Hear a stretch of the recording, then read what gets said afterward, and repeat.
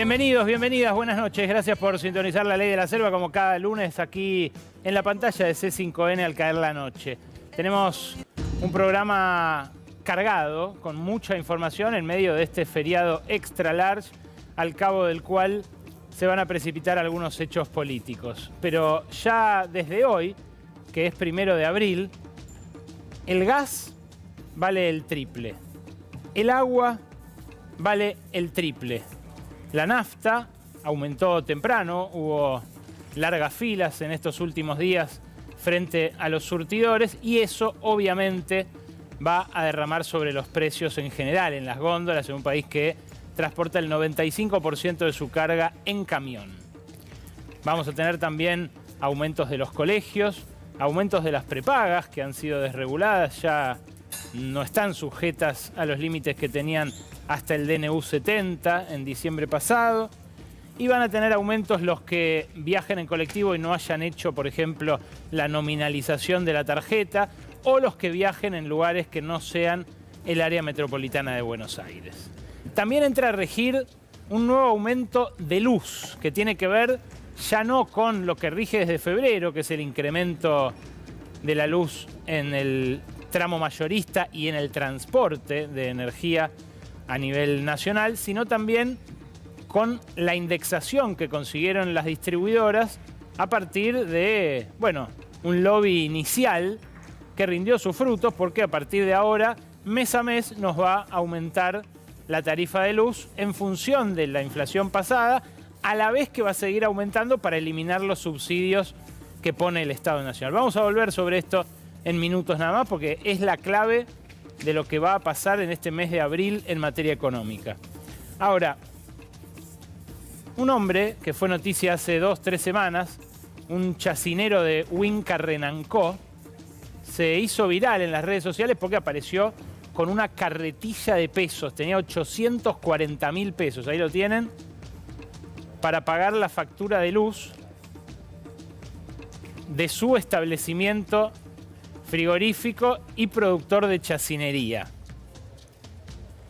Este hombre, a quien pude entrevistar cuando fue con esa remera a pagar la luz, bueno, obviamente generó un revuelo, un tumulto en el pueblo, después lo entrevistaron de todas partes, pude hablar con él. Adivina quién votó, el chacinero. Sí, en Córdoba sacó muchos votos Javier Milei y el del hombre de Winca Renancó fue uno de ellos. ¿A quién culpa el chacinero por pagar 840.000 pesos de tarifa de luz por un mes en su establecimiento, cosa que lo puede llevar a la quiebra en muy poquitos meses? A la cooperativa de Winca Renancó. Y es algo que seguramente muchos usuarios vayan a hacer cuando les lleguen las tarifas de luz, pero que probablemente dure muy poco, porque al cabo de un par de meses, sobre todo cuando uno no puede pagar una factura, se enoja con quien decidió que esa factura llegue a ese nivel y con quien decidió, por ejemplo, como en el caso de Milei y su secretario de Energía, Eduardo Rodríguez Chirilo, eliminar los subsidios de un plumazo. Es decir, hacer lo que hizo Aranguren en su momento, que lo frenó la Corte Suprema de Justicia, pero más rápido, como había colegido Macri que había que hacer al cabo de su fallida gestión. Claro, este razonamiento lo van a empezar a hacer no solamente los votantes de Milei, sino incluso aquellos que ayudaron a encaramarlo al poder, como algunos comunicadores que sorprenden con declaraciones como esta. Mirá. La factura de luz de este mes. De la planta. De la planta transmisora. De la planta transmisora de la radio. De la planta transmisora de la radio. No somos Radio Mitre nosotros, no somos Radio Rivadavia. Somos 89.7. Ahí va el número. 5 millones de pesos casi. 4 millones de pesos. Lo vamos a pagar. Por supuesto que lo vamos a pagar. Ahora, ¿qué hago yo? ¿Qué te encarezco? Se los pregunto a ustedes. ¿Qué encarecemos? Ah, ¿qué tal? A partir de ahora el superchat mínimo son $50. No, no te lo puedo decir. Decime qué pasa con una empresa común y corriente.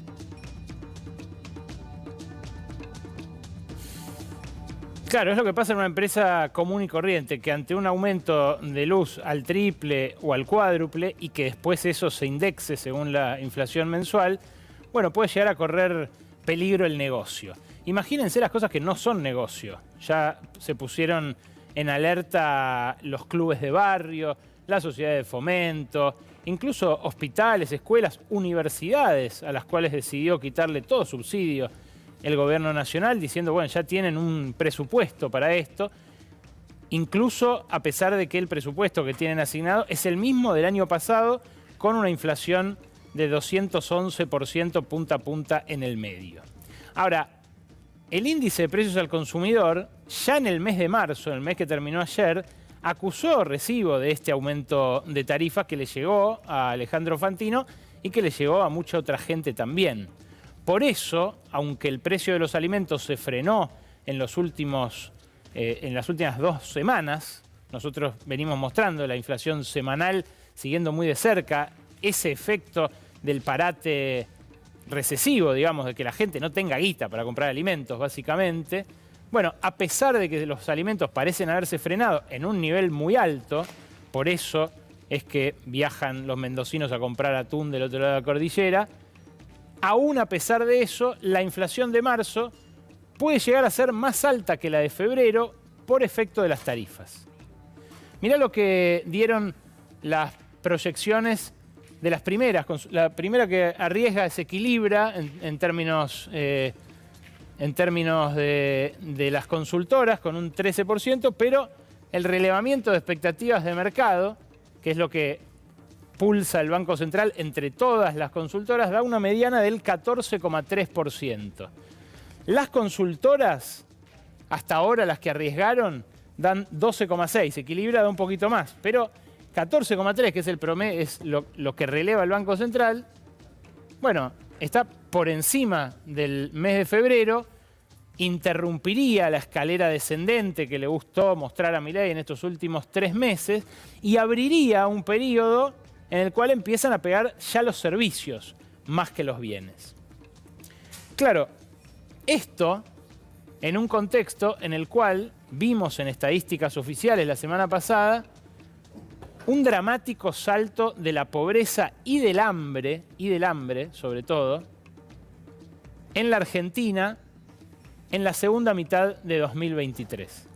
Hay mucha gente que se escandalizó por el número que dio la pobreza, 41,7%, en este segundo semestre de 2023. Lo presentaron incluso como la herencia del peronismo, que, es cierto, gobernó los últimos 4 años.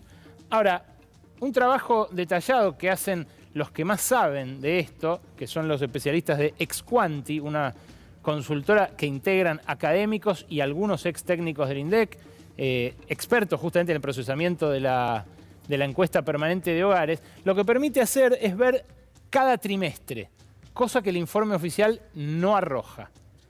Vos tenés el 41,7, que es un incremento fuerte respecto del primer semestre del año pasado, ¿no? 40,1%. Es el 1,5 millones de pobres más que se estuvieron tirando a principios de este fin de semana largo por la cabeza entre unos y otros. Ahora van a ver quiénes, pero entre peronistas básicamente. Y eso se podría comparar también con el segundo semestre de 2022, lo cual marca ese aumento de 2,5 puntos, un montón, en el último año. Ahora, lo que se puede hacer es ver también la flechita celeste, que es el dato nuevo que aporta este estudio. Y fíjense lo que es el salto. 44,8% en el último trimestre de 2023, un último trimestre en el cual ya Milei empezó a tomar decisiones e influyó sobre ese salto. Claro, ustedes si lo miran en el largo plazo, lo que ven que se dibuja acá es una V corta, ¿no? De la pandemia, de la que salimos muy pobres, con una pobreza superior incluso a esta, trimestralmente 47%, bajó hasta el primer semestre de 2022 y empezó a dibujarse el otro costado de la V corta. Yo les dije cuando esto empezaba a pasar, mostramos estos gráficos, obviamente hasta menos tiempo, les dije, esto a Massa le dibuja una V corta que no es precisamente la de la victoria. No nos equivocamos. porque efectivamente fue su pasaporte a la derrota, pero ese salto era lo que nadie preveía, un salto al 45% de la pobreza, sin pandemia, con una sequía que obviamente aceleró los precios, pero de un nivel muy alto a un nivel altísimo en cuestión de 3 meses. El último mes gobernó Milei, los 2 anteriores ya pesaba la expectativa de un tipo que podía ser presidente y que decía: yo voy a dolarizar, no me importa si el dólar se va a 3.000 o a 10.000. Muchas empresas fijaron sus precios en base a esa expectativa. Fíjate el mismo gráfico, pero de la indigencia. Cómo marca un incremento que debería, me parece a mí, escandalizarnos a todos. El hambre en la Argentina se duplicó en un año del 7,8% en el último trimestre de 2022 al 13,8% en este último trimestre de 2023. Lo que aumenta entre el tercero y el cuarto, del 10 al 13,8, es algo que no había pasado ni con Macri y tiene que ver con la estampida de precios de alimentos de apenas asumió Milei y de algunos meses antes, cuando, les digo, las expectativas se adelantaban. Claro, esto, en donde ya hay influencia de la actual política económica, tiene como sustrato, como base, una situación calamitosa. Una situación de ingresos que ustedes van a ver ahora ya era un desastre antes de este momento. Lo que les voy a mostrar ahora es información oficial, pero tampoco fue presentada así, porque esto es un procesamiento que hace también ex quanti sobre esos datos del INDEC. Claudio Lozano ha analizado los de pobreza e indigencia que les mostré recién, pero esto es una muy buena manera de ver cómo el salto, la explosión de la pobreza y la indigencia de Milei se producen sobre un deterioro pasmoso. Esto es la variación de los ingresos en términos reales de los ocupados por estrato. En el nivel alto está el 20% más acomodado, luego el 40% que le sigue y luego el 40% más bajo. ¿Cuánto perdió el nivel más bajo de la sociedad en ingresos en los últimos 6 años? Casi 30%. Ahí lo ven. Y fíjense qué diferente es la situación con ese 25 de promedio, que es la calamidad de la que les hablaba. Qué diferente es la situación del estrato alto, que también pierde en el largo plazo, pero pierde 10 puntos menos de un ingreso que obviamente era superior en el inicio. Veamos ahora periodo por periodo. Primero, el descalabro del modelo macrista, 2017-2019. Acá se da el grueso, cerca de la mitad del deterioro del último sexenio, 12,5%.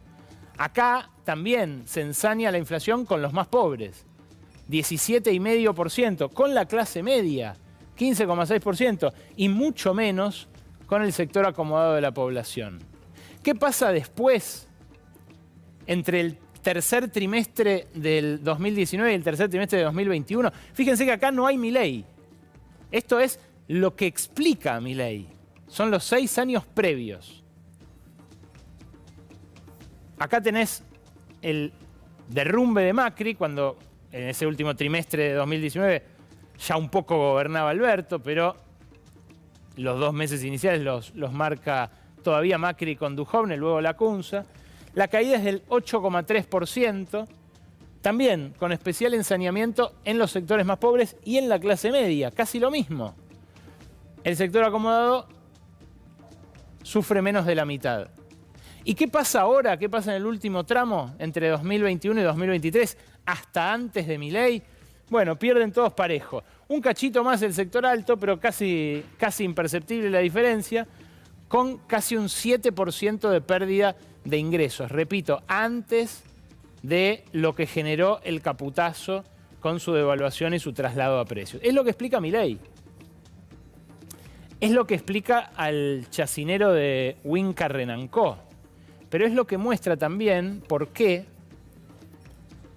este shock de pobreza, este shock de hambre, surgen de un contexto ya muy empobrecido de la población. Y eso, bueno, lo hace especialmente explosivo. Especialmente explosivo. Luis Caputo, el ministro de Economía, se juega en este contexto su cargo, su puesto, su supervivencia. ¿Por qué? Bueno, tiene encandilado al presidente con la compra de reservas, en realidad de las reservas de la cosecha anterior, la cosecha 2022-2023, que no se había terminado de liquidar, a pesar de que la sequía la había recortado mucho, habían aguantado todo lo que pudieron. Y empieza ya a descreerle el presidente su promesa de que puede traer guita del Fondo Monetario Internacional. Por eso empieza esta persona, José Luis Espert, un antiguo aliado de Milei, que luego se fue con el PRO, que ahora volvió a La Libertad Avanza, lo teatralizaron en medio de una entrevista televisiva, empieza a sonar como posible reemplazante de Luis Caputo. También suena como reemplazante de Guillermo Francos, a mis espaldas, que es el articulador político de los planes de La Libertad Avanza, es el que lleva el diálogo con los gobernadores, es el hombre que febrilmente procura poder sacar alguna ley, poder aunque sea frenar el rechazo al decreto que madura en el Congreso y que ya fue votado por el Senado, por la Cámara Alta. Sobre esto va a hablar en un ratito Gabriela Vulcano, una columna realmente imperdible sobre la interna que más preocupa a Milei, la interna entre Martín Menem y Victoria Villarruel. Una interna que parece entre cámaras, pero que en realidad marca la descoordinación de un gobierno que avanza a los empujones, pero que muchos más resultados que ese reseteo inicial todavía no obtuvo. ¿Por qué se juega Caputo el puesto en estos días? Bueno, porque si no le liquidan la cosecha rápido, explota.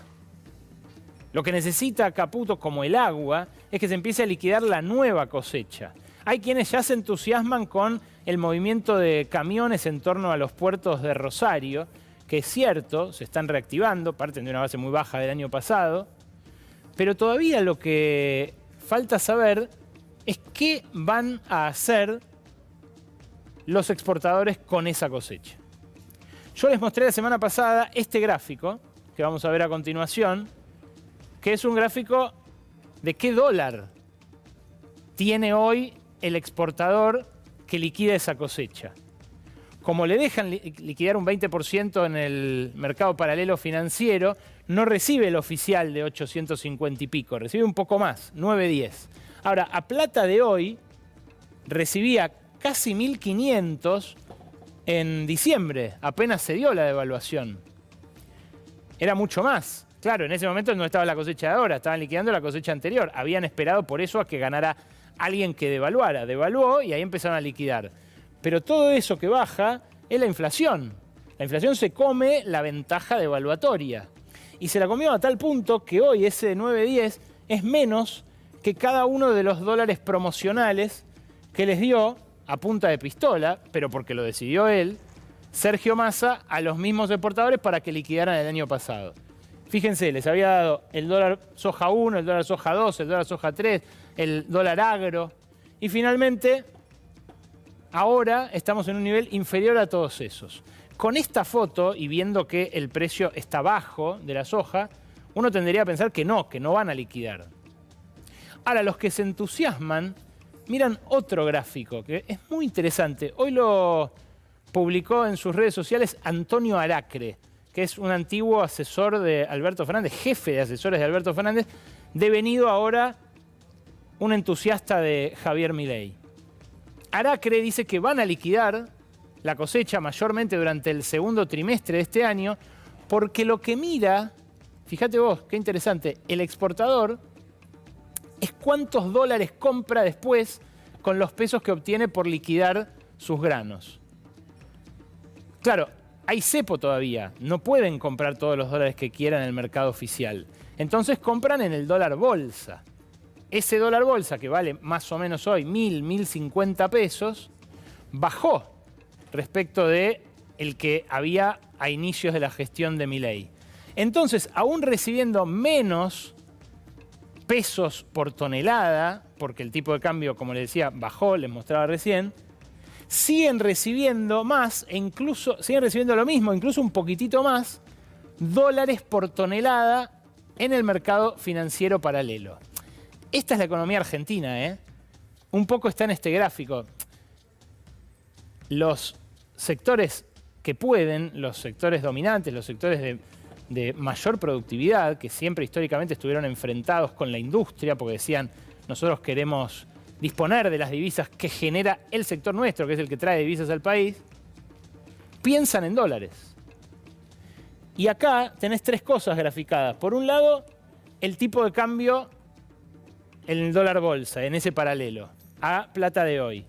Por otro lado, la soja en la pizarra en pesos, que es la raya amarilla.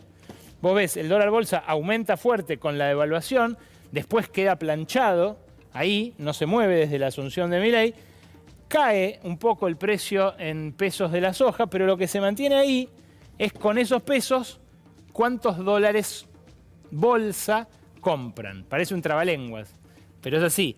Con el dólar soja, cuántos dólares bolsa comprás, es lo que determina tu decisión como productor o no de liquidar. Los que dicen que le van a liquidar a Caputo miran este gráfico. Los que dicen que no, miran el otro. Los dos son verdad.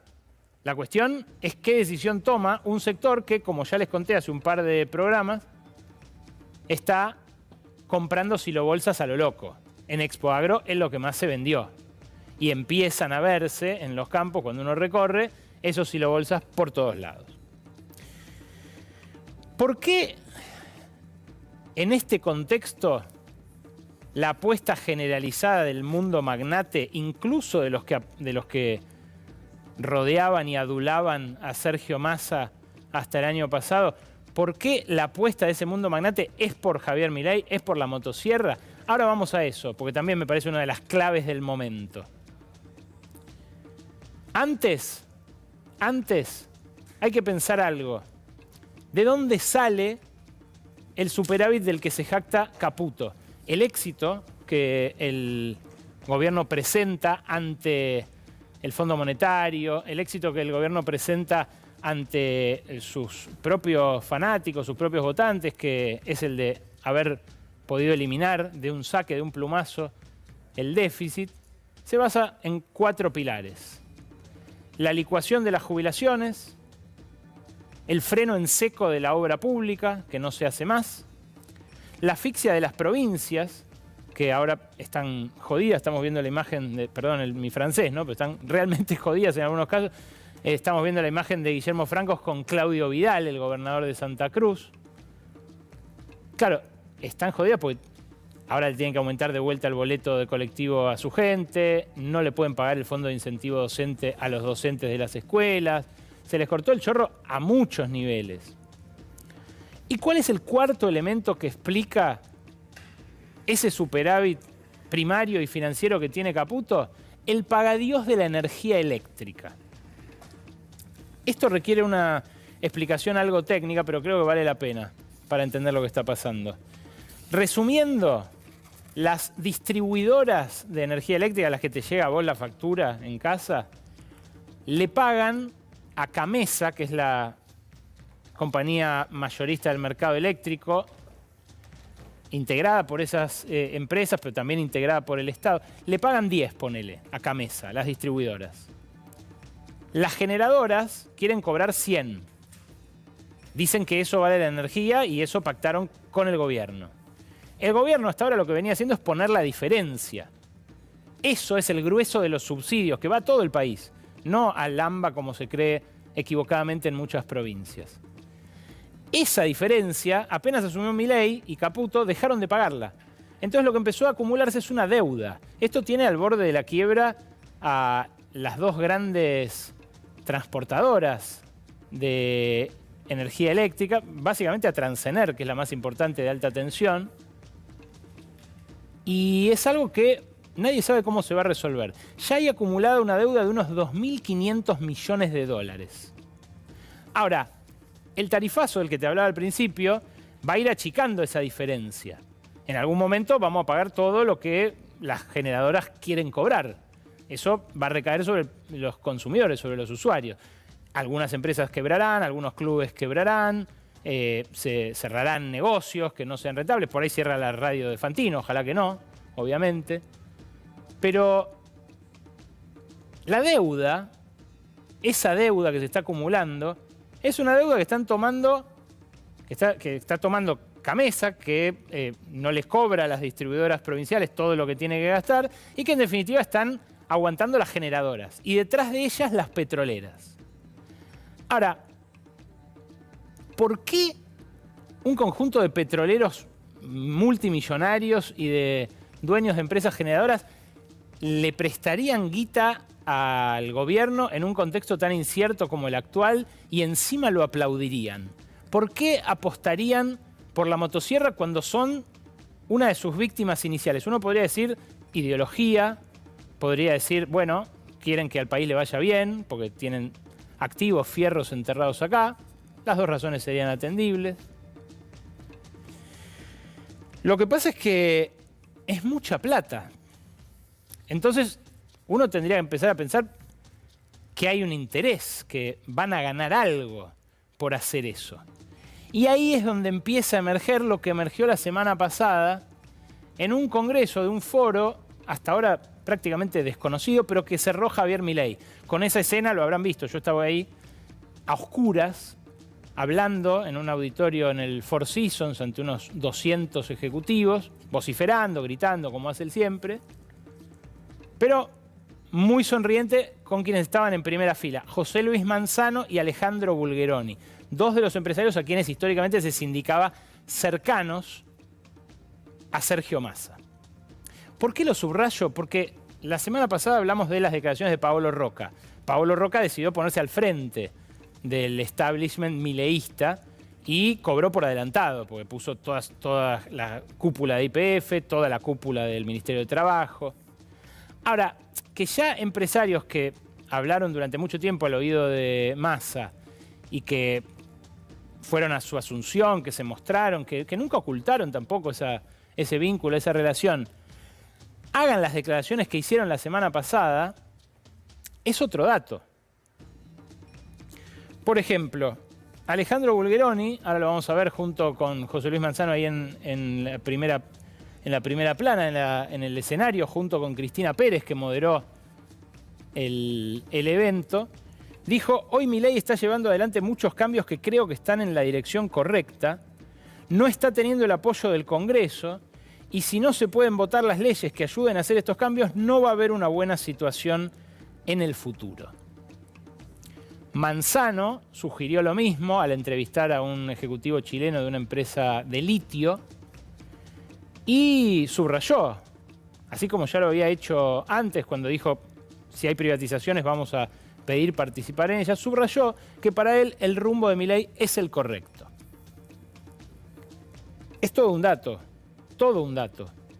porque empiezan a dibujarse los intereses de cada sector y algunos empiezan a mostrarse enfrentados con otros. Los gobernadores, recién yo les mostraba una foto de Vidal con Guillermo Franco. Los gobernadores patagónicos, acá vemos a 3 de ellos, son de los que tienen intereses encontrados. Fíjate, ahí se lo ve a Rolo Figueroa, el gobernador de Neuquén, que estaba en el evento del IEFA, que fue entrevistado por el propio Manzano. Está Ignacio Torres, Nacho Torres, que fue fugazmente un enemigo de Milei. Recordarán ustedes que lo ridiculizó comparándolo con un chico síndrome de Down, una cosa muy desagradable. Y el propio Vidal, que viene del sindicalismo y que atraviesa una situación tensa en Santa Cruz. ¿Por qué digo que hay intereses que empiezan a mostrarse enfrentados? Bueno, porque Roca puso la cúpula de YPF. Lo primero que decidió esa cúpula de YPF es irse de todos los yacimientos maduros convencionales que tienen en provincias como Chubut o como Santa Cruz y migrar hacia, acá lo tengo, hacia lo de Rolo Figueroa, que es vaca muerta. Figueroa sabe que tiene un imán para atraer todas las inversiones, el 90% de las inversiones nuevas que se hagan de acá en adelante. Ahora, sabe también que sus colegas tienen que evitar otro cutralcazo. En Santa Cruz ya hay 1.500 suspendidos entre personal de camioneros, de petroleros y de UOCRA por los pozos que levantó YPF, que abandonó prácticamente YPF. Me decía alguien muy cercano al gobernador, tiraron la llave sin mirar atrás. Se podrían haber ido en un año. Si se van tan repentinamente, tendrían que poner plata en la remediación ambiental. Claro, un pozo petrolero puede dejar un enchastre en un territorio si no es bien cerrado, si no es bien manejado en el cierre. Bueno, hasta ese nivel de conflictividad asoma detrás de cómo se está redibujando el mapa energético y petrolero en la Argentina. Ahora, los magnates tienen una apuesta muy clara. Quieren la desregulación total de un mercado que en los últimos 20 años fue muy regulado, fue regulado en conversación con ellos, pero fue muy regulado, y quieren también que ese mercado esté dolarizado. Es el sueño ancestral de los petroleros de la Argentina, la no intervención del Estado y la libre disponibilidad del petróleo que obtengan, del gas que obtengan, para exportarlo. Y cobrarlo acá en el mercado interno también a ese precio de exportación. Ahora, eso no es lo que dice la ley actual. Y por eso a todos les interesa que se modifique la ley de hidrocarburos en el sentido que planteaba la ley Ómnibus. Y ahí es donde aparecen los gobernadores, porque son ellos los que tienen que poner los votos, tanto en el Senado como en diputados, para que esto avance. ¿Qué decía la ley Ómnibus en su redacción original? Reformaba casi 40 artículos de la ley 17.319, que es la de hidrocarburos. El cambio clave era sobre el artículo 6. Esta ley rigió el mercado hidrocarburífero desde 1967 hasta ahora.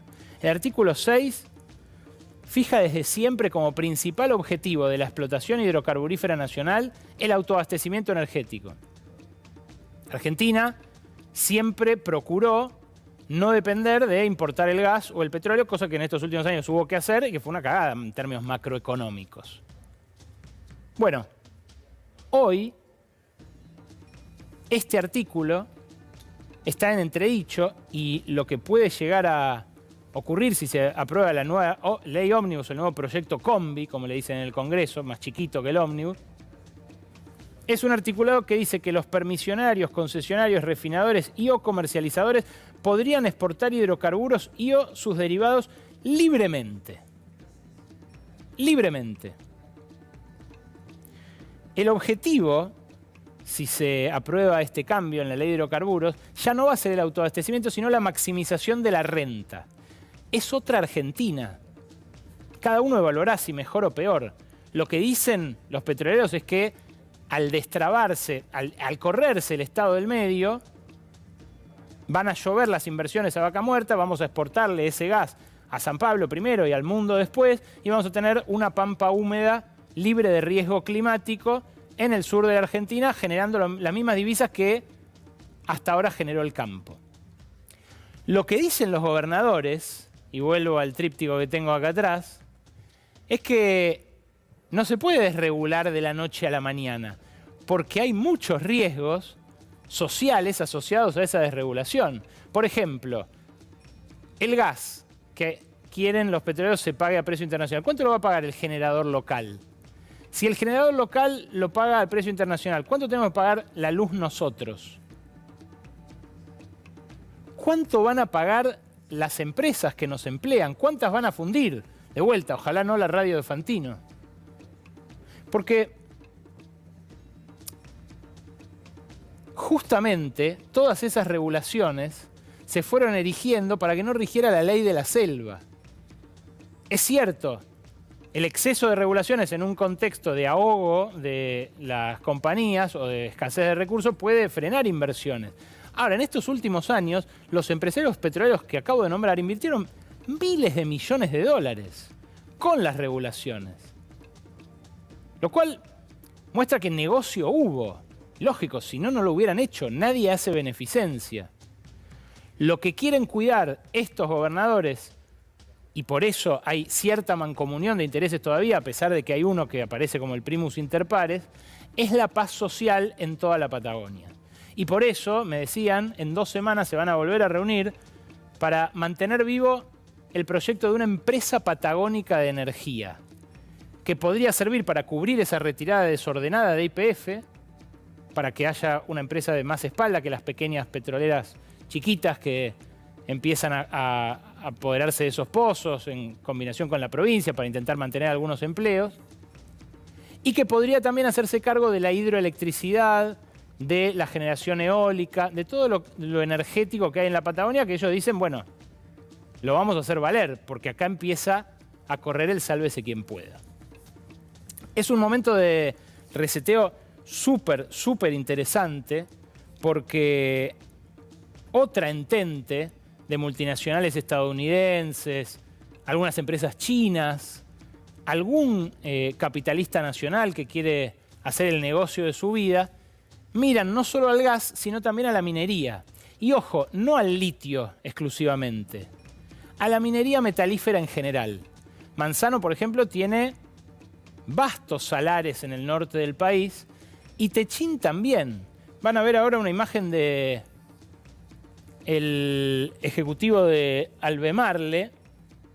Ahí está el chileno Ignacio Meer, que vino a este mismo foro del IEFA, que dijo exactamente lo mismo de Manzano: nos lo tienen que dar por ley, no por decreto no sirve, nadie va a invertir en base a un decreto. Y lo que van a ver ahora es a Gustavo Sáenz, otro masista conspicuo, de los más cercanos al exministro de Economía y fallido candidato.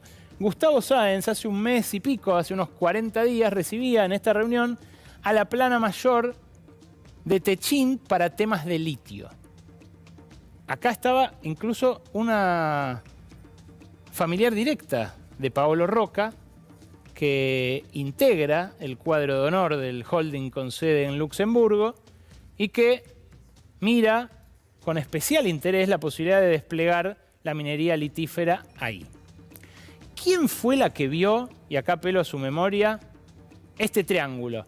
Litio, gas, alimentos, muy tempranamente, cuando el que era casi seguro que fuera presidente era Horacio Rodríguez Larreta. ¿Quién fue la que señaló el camino que, según el tío Sam, tenía que seguir la Argentina en los próximos años? Tiene jinetas. Sí, es generala. La generala Laura Richardson. La generala Laura Richardson, que dirige el Comando Sur y que va a venir esta semana a la Argentina nuevamente. Dijo, el mundo necesita esos recursos de la Argentina. Cuando dice el mundo, obviamente se refiere a los Estados Unidos. Pero esta no es la primera visita de figuras importantes del gobierno de Joe Biden hacia el gobierno de Javier Milei como un gesto, incluso a pesar del desaire de Milei cuando lo fue a ver a Trump allá y como un fan tras bambalinas fue a abrazarlo y a sacarse una selfie con él. Bueno, Estados Unidos tiene una apuesta estratégica por este reseteo que va mucho más allá de la simpatía que pueda tener Trump por Milei o que menos pueda tener Biden por el gabinete libertario, del que incluso puertas adentro se ríen. Hay veces que no da para otra cosa, pero lo hacen. Bueno, la apuesta estratégica del gobierno de los Estados Unidos no tiene que ver con el color, sea azul o rojo, republicano o demócrata, que gobierne allá. No tiene que ver tampoco con quien gobierne acá, porque este era un camino que le señalaban a Larreta, que le señalaban a Massa y que ahora le señalan a Milei. Diría yo con un entusiasmo similar en sus interlocutores, ¿no? Pero es un camino que Estados Unidos tiene muy claro y que parte de este mundo magnate comparte, porque ya ve consolidado un ajuste de ingresos descomunal que al parecer por ahora pasa sin mayor resistencia social, sin mayor resistencia en las calles, y ven ahí al alcance de la mano un reseteo a su gusto que incluye desregulación, dolarización y domesticación de una fuerza de trabajo que ya está barata, por debajo incluso en algunos casos de los niveles del crack de la convertibilidad. Uno a veces no ve el interés detrás de un determinado gesto o de una determinada declaración, pero los intereses siempre están. Y como viste recién, son bien concretos. Fue un fin de semana horroroso para miles de empleados del Estado que ven peligrar sus trabajos o que directamente ya les dijeron que están despedidos. Queremos mostrar solo 4 de 70.000 historias, no para conmiserarnos con nadie, sino para poner en perspectiva lo que está pasando con el Estado argentino y con sus capacidades. Yo, por ejemplo, me di una escapada a Entre Ríos, al Palmar, y al entrar al Parque Nacional, lo que vi fue una postal del desguace. En la entrada del Parque Nacional no había nadie. Estaban de huelga por los despidos. Y ahí van a ver la foto de la bandera adelante del escudo de Parques Nacionales, obviamente parodiando la frase del presidente, y otra enfrente de la cabina donde se cobra, que directamente dice esto: disculpe las molestias, nos están despidiendo. Claro, después nosotros vemos imágenes de los incendios forestales en el Parque Nacional Los Alerces, por ejemplo, y decimos, qué catástrofe, qué calamidad, qué bajón. Pero esos parques nacionales no se cuidan solos, ¿no? Bueno, estas 4 historias van en ese mismo sentido. Me acompaña Mariana Gerardi Davico, que es ex empleada de la Secretaría de la Niñez. Hola. Gracias por venir, Mariana. Gustavo Díaz, ex empleado del Servicio Meteorológico Nacional. Buenas noches. Gracias por venir, Gustavo. Gracias. Belén Artigas, ex empleada del ANSES. Hola. Gracias por venir. Y Hernán López, empleado del Ministerio de Defensa, que trabaja especialmente en el relevamiento y análisis de la Dirección de Derechos Humanos. Me imagino que conectado con causas de lesa humanidad. ¿Qué tal? Buenas noches. Buenas noches. Yo soy Darío Betere, Hernán quedó afuera, pero sí, todo lo otro los dos idéntico, son despedidos. somos compañeros. Los dos son despedidos, los dos hacen lo mismo. Exactamente. Bueno, quiero empezar por Claudio. Por Gustavo del Servicio Meteorológico. Sí. ¿Hace cuánto que laburás en el Servicio Meteorológico? Desde el 1 de marzo del 2010, casi 14 años, un poquito más de 14 años. ¿Y qué hiciste en estos 14 años ahí? Primero estaba como encargado de mantenimiento del laboratorio del Servicio Meteorológico, hasta por una decisión en un momento me sacan del servicio por cumplir una orden que no se podía cumplir. Después me pasan a banco de datos, donde empecé a hacer archivos, después corrección de libretas. Durante la pandemia, hasta hace unos días, era de los pocos que corregían las libretas meteorológicas de todo el país. Se pierde un poco el rumbo un poquito a veces, pero a lo que voy es que perdemos parte de las estadísticas. Claro. Este fin de semana se habló del Servicio Meteorológico Nacional y los aeropuertos. Sí. ¿Hay un servicio especial que ustedes le brindan a los aeropuertos respecto a la seguridad de volar? Todo lo que es meteorología, sí, completo. O sea, no solo, sin meteorología no tenés la posibilidad de poder sacar un avión, de un aeropuerto, o que llegue un avión a un aeropuerto. Y hay gente que hacía ese trabajo que está despedida, como vos. Sí, de todo el país. Hay muchos observadores meteorológicos que fueron comunicados telefónicamente nada más, nada escrito, y nos dijeron, estás despedido, pero en el caso de ellos y de otras personas que estaban trabajando en el servicio, le dijeron, pero tenés que seguir cubriendo turnos. ¿Cómo? Sí. Hasta ayer estaban cubriendo turnos todavía. Y estaban despedidos. Me imagino de qué talante, ¿no? Sí. Se nos caía la cara de vergüenza a todos por esto que está pasando. No sabemos qué hacer. O sea, estamos como desencajados de todo, ¿no?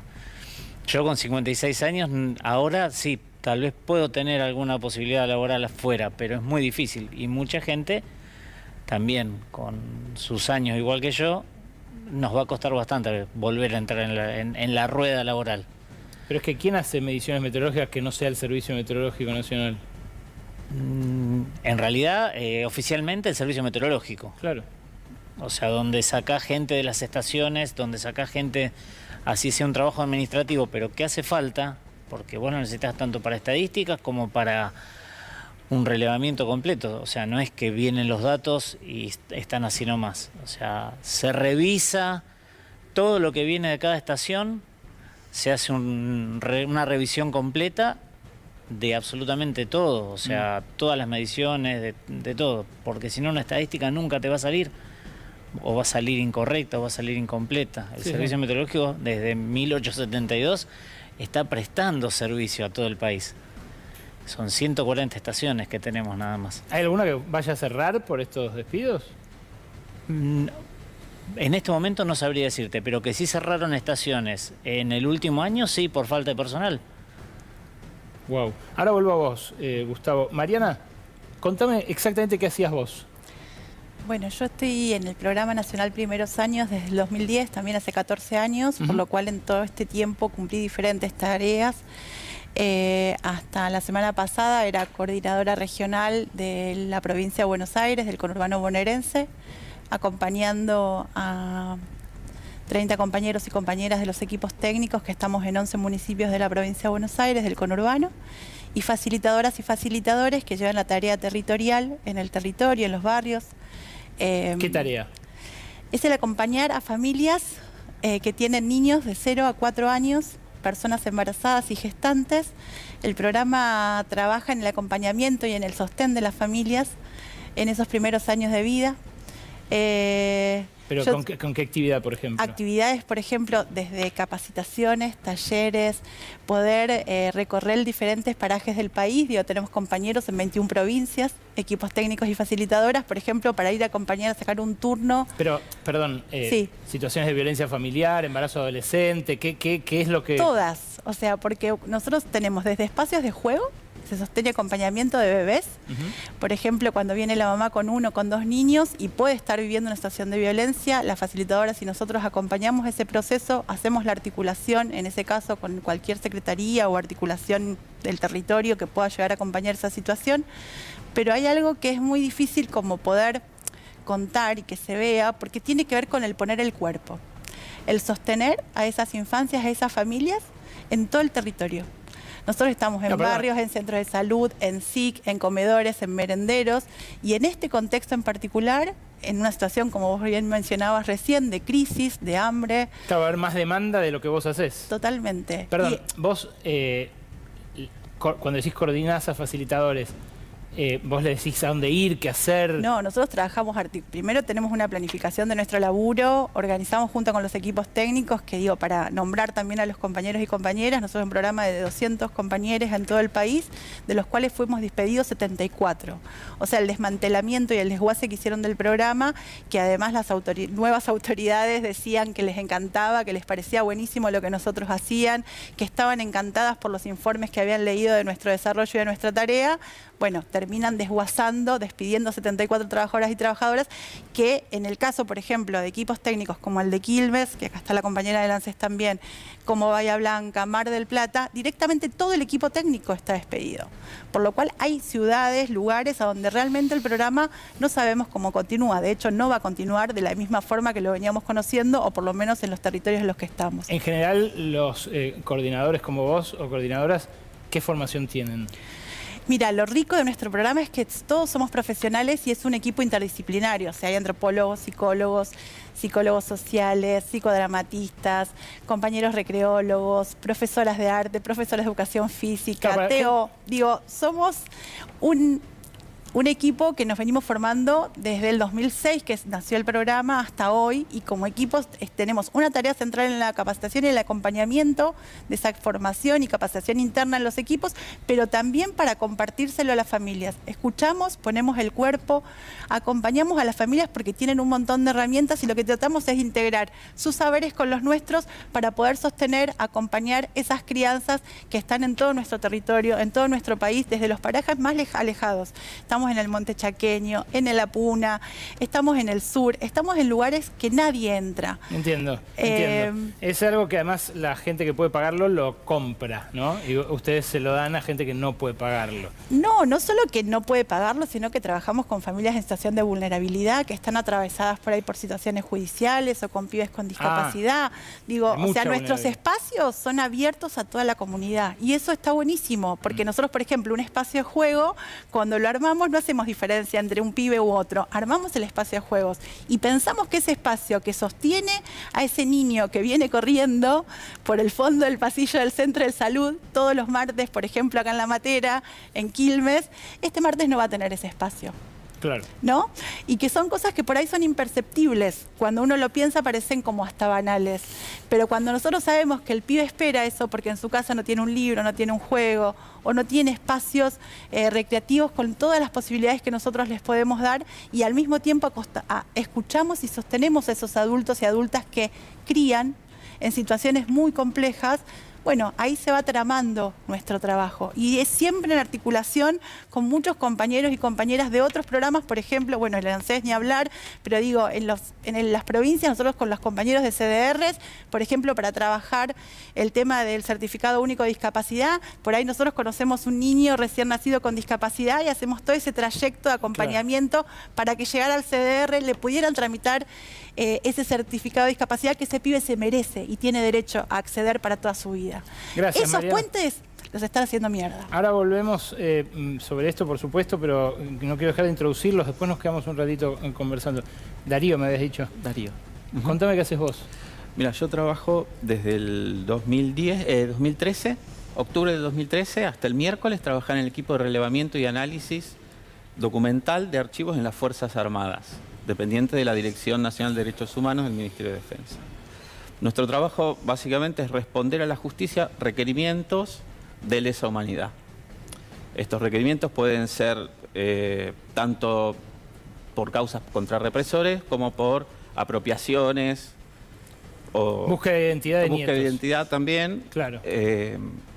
La cuestión es que este trabajo, este equipo funciona desde el 2010 y el miércoles nos comunicaron el actual director nacional, que está hace un mes, Lucas Cerves, y un asesor que se llama Jerónimo Pérez Vieira, nos comunicaron que 10 de los 13 integrantes del equipo ya no íbamos a continuar y que no solo eso, sino que se iba a dejar de funcionar el equipo. ¿Vos lo vinculás con el ajuste presupuestario o con la intención de proteger a los represores que están siendo juzgados? Bueno, te voy a dar el dato que a nosotros nos da la pauta de a dónde vamos.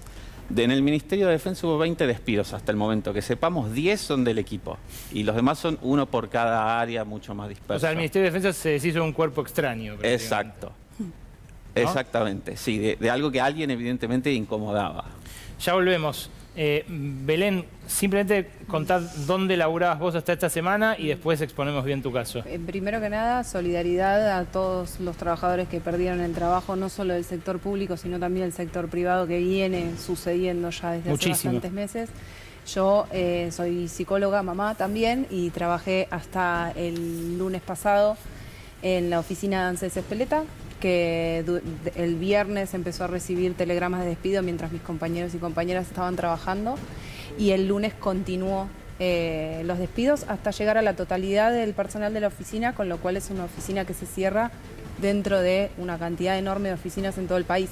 Somos 17 de los 852 que echó en esta ola de despidos, pero se suman a 500 anteriores, así que estamos con 1.300 familias que pierden los ingresos y que además, bueno, afecta a todas las personas que nosotros atendemos. Belén, ya volvemos. Ustedes quédense, porque hasta las 12:30 va la Ley de la Selva, como cada lunes. Viene una columna importante de Gabriela Vulcano respecto de la interna que más preocupa a Javier Milei. Y vamos a seguir conversando con los despedidos. Hasta las 12:30 estamos acá. Seguimos acá conversando con algunos de los despedidos, de los 70.000 despedidos en el Estado. Esperábamos una cadena nacional por el Día de la Soberanía sobre Malvinas, pero si ocurre, vamos a transmitir desde allí, desde la vigilia por el 2 de abril, desde Río Grande, creo que es la ceremonia, lo que se cuente y lo que se cante. Pero me estabas contando, Belén, vos que ¿Qué va a pasar con esa sede del ANSES? ¿La cierran? No, la verdad es que todavía no sabemos qué es lo que piensan hacer, no solo con esa oficina, porque como te decía, fueron 1.300 ya los trabajadores despedidos y había ahí un número que me parece re interesante nombrar que tiene que ver con que en el 2019 ANSES, el organismo en total tenía 13.880 trabajadores y en la gestión de Raberta 2023, cuando se va de la gestión, había 13.876, o sea que había menos trabajadores. Pero se abrieron 72 oficinas en todo el país. Es decir, que se territorializó y se expandió la atención de ANSES en un montón de lugares sin aumentar la cantidad de personal. ¿Qué atendías vos, por ejemplo, ahí? A mí me tocaba coordinar a mi equipo de trabajo y yo me capacité haciendo territorio. También en el SIC 2 de abril en Quilmes hicimos operativos durante 6 meses y nos tocó atender, y lo que hace ANSES básicamente es recibir y ponerle la cara a los trámites que viene a hacer la gente. Desde una mamá que viene a hacer un prenatal, una licencia por maternidad, que dicho sea de paso es un sueldo, son 3 sueldos que paga el Estado, pero además de eso los fondos de desempleo que aumentaron en los últimos meses cantidad, jubilaciones, pensiones no contributivas por invalidez para personas con discapacidad. También hacíamos las cargas de las libretas para el 20% de la asignación universal, la escolaridad. Perdón, ahí en Espeleta, que me imagino que hay demanda de todo eso. Espeleta es una localidad de 80.000 habitantes. Por eso, y ahora, ¿dónde van a ir a hacer eso? Porque esos mismos trámites lo van a tener que hacer igual. Bueno, van a tener que seguramente ir a las oficinas cercanas, que durante la semana que pasó no sé a qué oficina habrán ido porque estaban todas cerradas por despidos en distintas oficinas, pero se van a tener que ir a oficinas que quedan más lejos, que de base necesitan 2 colectivos para llegar. Y la verdad es que no tiene que van a ser más caros, perdón. Que seguramente van a ser totalmente. Y un turno va a ser mucho más difícil de conseguir ahora con una oficina menos, con menos trabajadores y se van a sobrecargar también a los trabajadores que quedan trabajando en las oficinas que siguen abiertas. Porque la realidad es que el horizonte de turnos queda demasiado lejos y alguien que tiene que jubilarse, por ejemplo, en un mes va a tener que sacar el turno 5 meses antes de la edad de jubilarse. Gracias. Discúlpeme un minuto, pero vamos a ir a Río Grande, a Ushuaia, a Río Grande, Tierra del Fuego, donde tiene lugar la ceremonia por el 2 de abril. Insulares correspondientes por ser parte integrante del territorio nacional. La recuperación de dichos territorios y el ejercicio pleno de la soberanía, respetando el modo de vida de sus habitantes y conforme a los principios del derecho internacional, constituyen un objetivo permanente e irrenunciable del pueblo argentino. Y al transitar los primeros minutos de este nuevo día 2 de abril, lo que nos han indicado las sirenas al sonar, la emoción nos embarga el corazón al poder estar todos juntos, reunidos en este monumento a los héroes de Malvinas, a orillas de nuestro mar argentino, el mismo mar que baña las playas de nuestras Islas Malvinas y en donde también descansan, en guardia eterna, compatriotas que le entregaron a la patria lo más valioso que posee el ser humano, su vida. En este mismo lugar, un día como hoy, pero de 1995, un grupo de veteranos de guerra se reunía por primera vez en vigilia para recordar a sus camaradas muertos en combate. Desde ese momento, nunca lo han dejado de hacer, siempre rindiéndole honor a quienes dieron su vida por recuperar el ejercicio pleno de la soberanía de nuestro territorio. Hoy los acompañamos con respeto y los honramos también a ellos. A todos los presentes le brindamos nuestro profundo agradecimiento por acompañarnos en este momento y elevamos una renovada plegaria para no olvidar a quienes dieron su vida por la dignidad de todos. Agradecemos la presencia de las autoridades y de los vecinos que acompañan a los veteranos de la Guerra de Malvinas, a la TV pública Fueguina a través de Lego 88, Televisión Canal 13 de Río Grande, a Radio Nacional y a las demás emisoras y televisoras que están realizando la transmisión en directo desde este acto para toda la provincia y el país y a todos los medios de comunicación presentes. Muchas gracias. Vamos a recibir ahora a nuestra bandera nacional, el símbolo que representa nuestra identidad argentina, En ella también están representadas nuestras luchas, nuestros sueños, nuestras concreciones por construir un país libre y soberano. Recibimos la bandera de ceremonia del Centro de Veteranos de Guerra Malvinas Argentinas de la ciudad de Río Grande, portada por el veterano de Guerra de Malvinas Roma Lancay y escoltada por el veterano de Guerra de Malvinas Alfredo Benicio y el veterano de Guerra de Malvinas Ramón Carballo. Asimismo, hace su ingreso la bandera de ceremonias del glorioso Batallón de Infantería de Marina número 5 Escuela. Es jefe del Grupo Bandera el teniente de Fragata de Infantería de Marina Ariel Alderete Guevara. Es abanderado el teniente de Corbeta de Infantería de Marina Santiago López Elif y escoltado por el cabo principal David Valdés y el cabo principal Alfredo Alemán.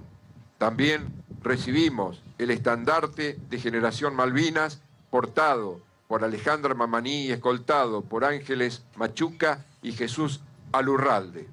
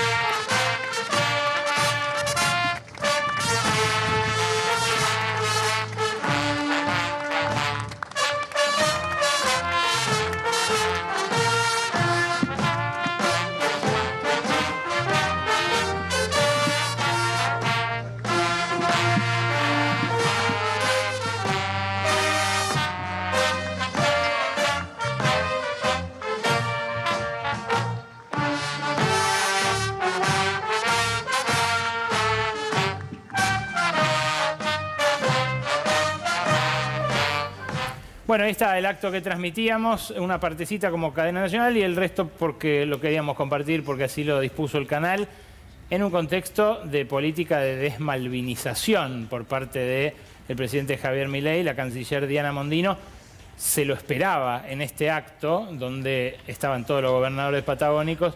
El presidente decidió no asistir. Vuelvo al tema de los despidos, ya viene Gaby Vulcano, ya viene el resto de la ley de la selva.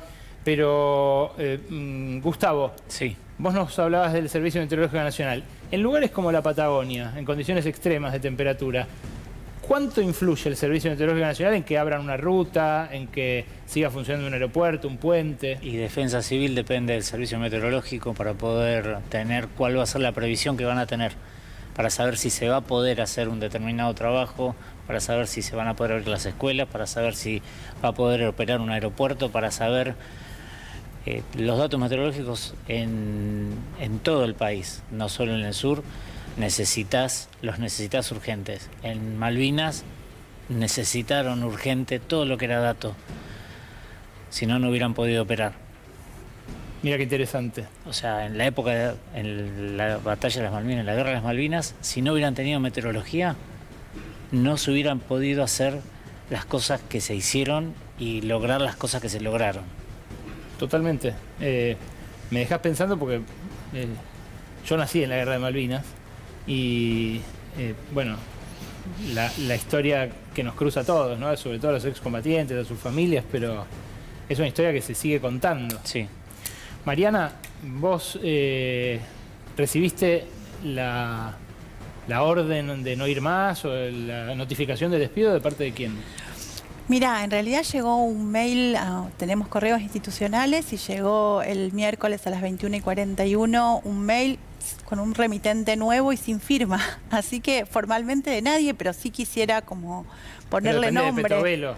Claro, o sea, nosotros estamos dentro de lo que sería Capital Humano, Petrovelo, por otro lado de la Torre, y en la CENAF particularmente, o ex-CENAF, está Ana Belén Mármora, y nosotros, y yo personalmente, tuve reuniones de laburo durante enero, febrero y marzo con Cecilia y Bernardita Bordón, que son quienes nos expresaban que querían darle continuidad a este programa, pidiéndonos información, dándole todo lo que ellas de alguna manera nos fueron solicitando en el transcurso de los 3 meses, y sin nada, o sea, sin más, el miércoles recibo este mail como los 74 compañeros y compañeras que somos del programa.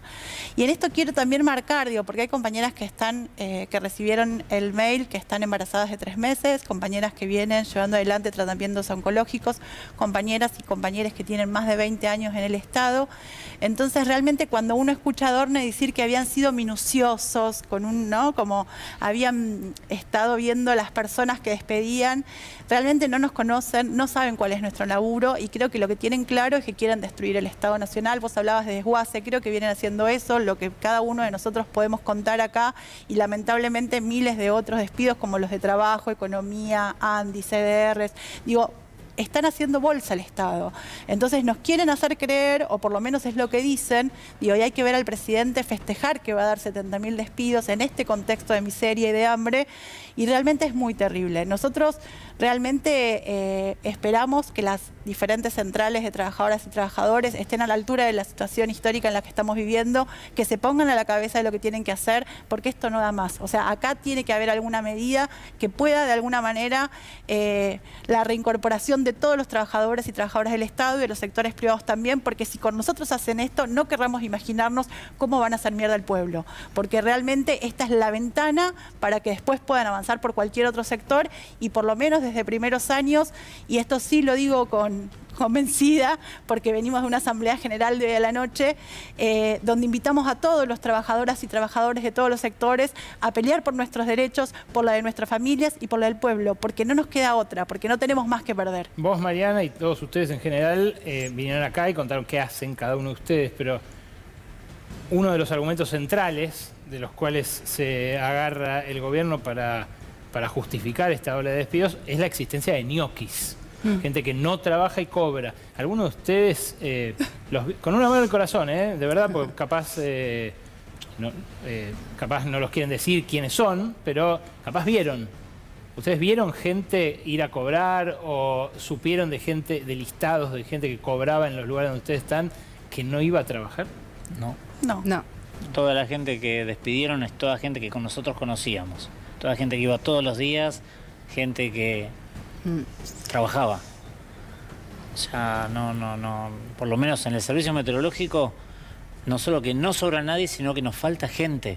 Se fue jubilando gente años anteriores y no se recuperó esa cantidad de gente que se fue perdiendo. Ustedes, otra y última pregunta, ¿estaban todos en condiciones precarias de contratación? Sí. Sí. En resolución 048, artículo 9. Bueno, eso es algo que también nosotros no es responsabilidad exclusiva de Javier Milei, ¿no? No, lamentablemente. Es repensar el Estado desde muchos. Pero por más, y remarco lo que dice la compañera, por más que actúen despidiéndonos como si no existiéramos, aunque estemos despedidos de nuestros trabajos, vamos a seguir viviendo y existiendo en la Argentina y nos vamos a incorporar en un mercado de trabajo que cada vez está más debilitado. No hay dudas. Y la verdad es que estaría bueno también que no solamente como estatales, sino en general, las agrupaciones de los sindicatos, los trabajadores puedan pelear no solo la reincorporación de los trabajadores que despidieron, sino también una medida fuerte que pueda hacer que el Estado se mantenga y que se puedan defender los derechos de la gente que costó un montón conseguirlos. Gracias, Mariana, gracias, Gustavo, gracias, Belén, gracias, Darío, por venir. Gracias a vos. Muchas gracias. La ley de la selva tiene su rinconcito.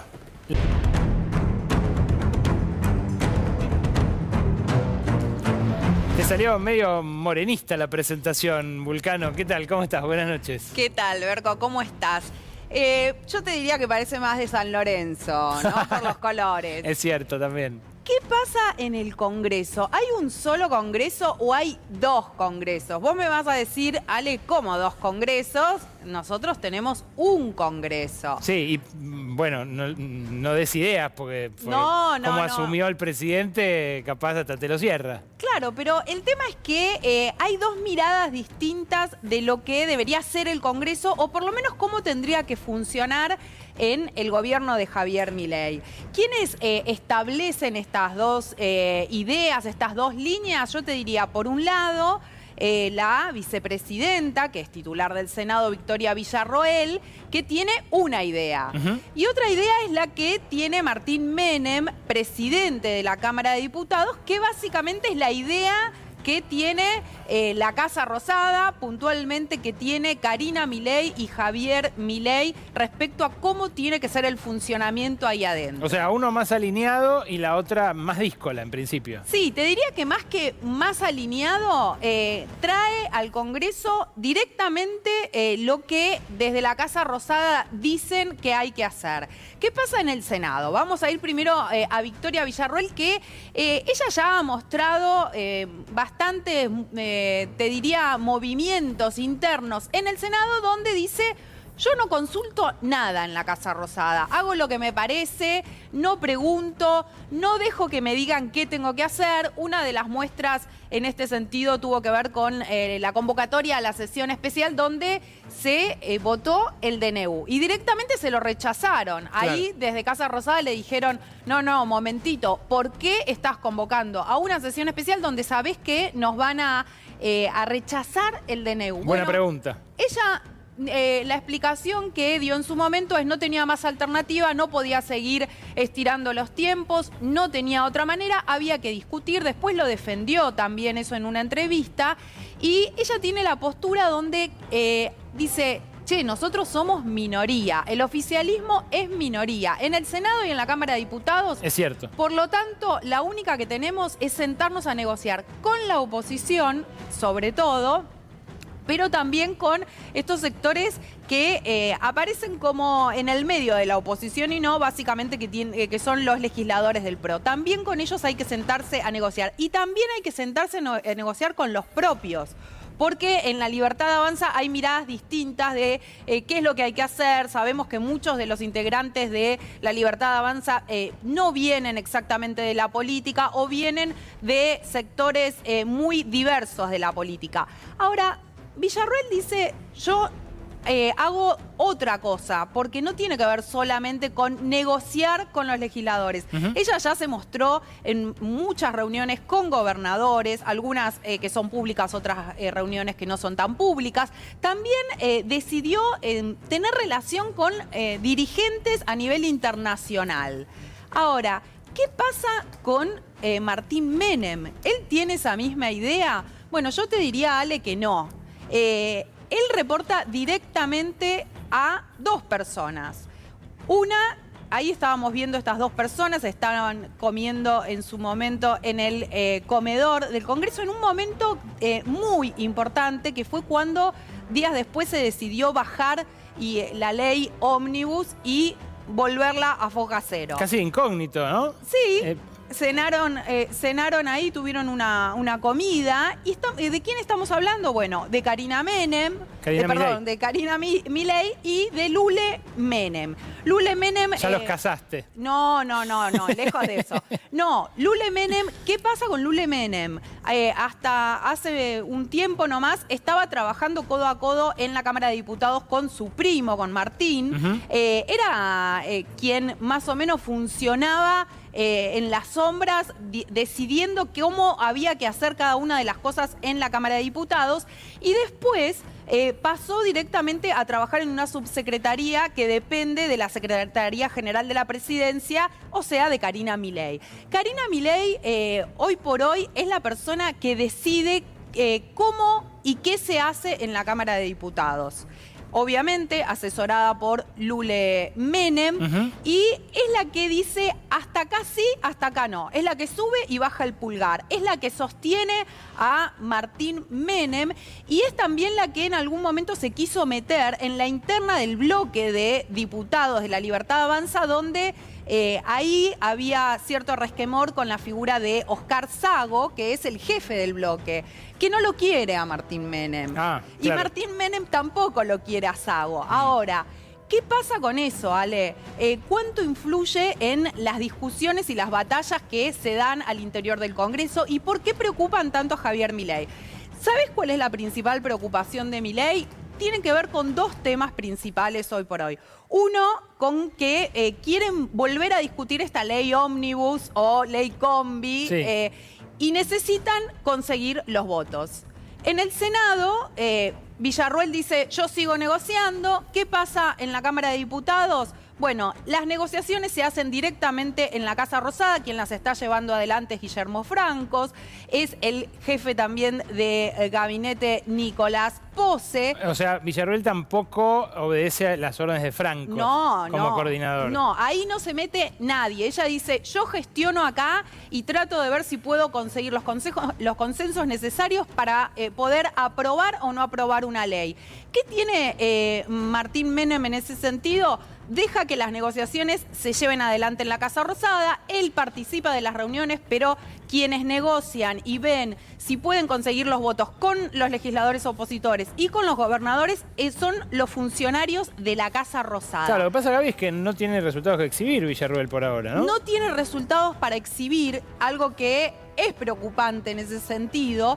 Tampoco lo tiene Martín Menem, pero tiene la chance ahora de conseguir algo que no consiguió Villarroel, de llevarle el trofeo a Milei. ¿Qué trofeo? Conseguir aprobar el DNU.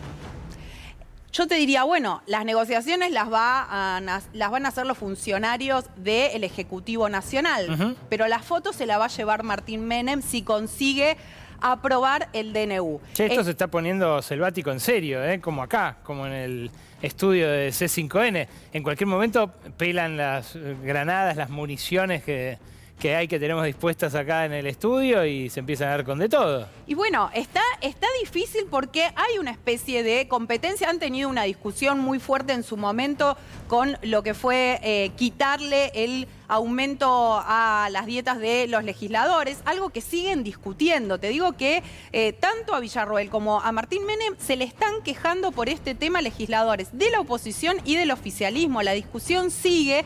Ella trató en un momento de despegarse, decir yo no estoy de acuerdo con esta decisión, pero en el caso de Martín Menem directamente defendió la postura de la Casa Rosada y dijo se terminó este tema. Bueno, ahora en el Senado se viene una difícil que es los candidatos a la Corte Suprema. Así es, Ale. El gran tema que aparece como un desafío tanto para el Senado como para diputados, tanto para Villarroel como para Martín Menem, es la conformación de la Corte Suprema de Justicia, la aprobación de los pliegos, que es un tema donde hay también miradas distintas. Una mirada es la que tiene Villarroel y otra es la que tiene la Casa Rosada. Y en ese sentido te diría que aparece otro gran tema, donde también aparecen diferencias que tiene que ver con la conformación de la bicameral de inteligencia. ¿Qué es eso, Gaby? La bicameral de inteligencia básicamente es la que tiene que controlar qué es lo que pasa, qué es lo que se hace en la Agencia Federal de Inteligencia, la AFI, que actualmente está conducida por Silvestre Sívori, que es el interventor que nominó allí Milei. ¿Qué pasa con esta bicameral de inteligencia? Bueno, se tiene que conformar, es de 16 integrantes, 8 integrantes por parte de la Cámara de Diputados, 8 por parte del Senado. Y ahí hay un interés especial de Villarroel, por un lado, de que se conforme esa bicameral para que se pueda controlar a la AFI, porque la AFI está en manos de Sívori, que es un hombre del jefe de gabinete, Nicolás Pose. Su archienemigo. Su archienemigo. ¿Sabes a quién le interesan también mucho los temas de inteligencia? Macri. También. ¿No? Con lo cual puede poner en valor quizás alguno de los votos que les pueda arrimar ahí en el Senado. Pero ¿a ella quién le gusta? A ella dice, bueno, yo quiero, esta vez le toca al Senado presidir esa bicameral, dice yo quiero elegir que sea, obviamente, un senador de La Libertad Avanza, pero sobre todo un senador de su confianza. Está pensando en Abdala, ya lo consiguió que sea el presidente provisional del Senado. Bueno, ahora lo quiere al frente de esa bicameral, pero además quiere nombrar algunos asesores. Y mirá los asesores que le gustan o en los que está pensando, que ella ya había pensado en su momento para que estén al frente de la AFI, y se los rebotó Milei. ¿Toma? Sí, Miguel Ángel Toma, dos menemistas. Miguel Ángel Toma Y Joffre. Tata Joffre, que estuvo en un video Sí.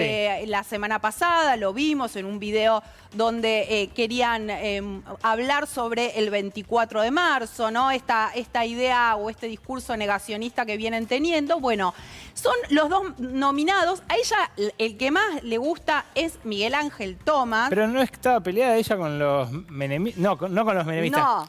Con ella, los Menem. Claro, a ella no le gusta la figura de Carlos Menem, Claro. no le gusta la familia riojana, pero sí tienen acá un especial interés para que Miguel Ángel Tomás, que ya lo había nombrado ella como un posible director de la AFI, le dijeron de ninguna manera, bueno, le gustaría que esté como asesor de esta bicameral. Esto tiene que ver con esta disputa que se está dando entre el Senado y la Cámara de Diputados / la Casa Rosada. Gracias, Gaby. Interesantísimo. Nos vamos. Gracias a ustedes por estar del otro lado. Y vénganse el lunes que viene, que con Vulcano, con Aisikov, con Nahuel Prado, con Garavito, con Rodo Boros, con este gran elenco, los esperamos acá.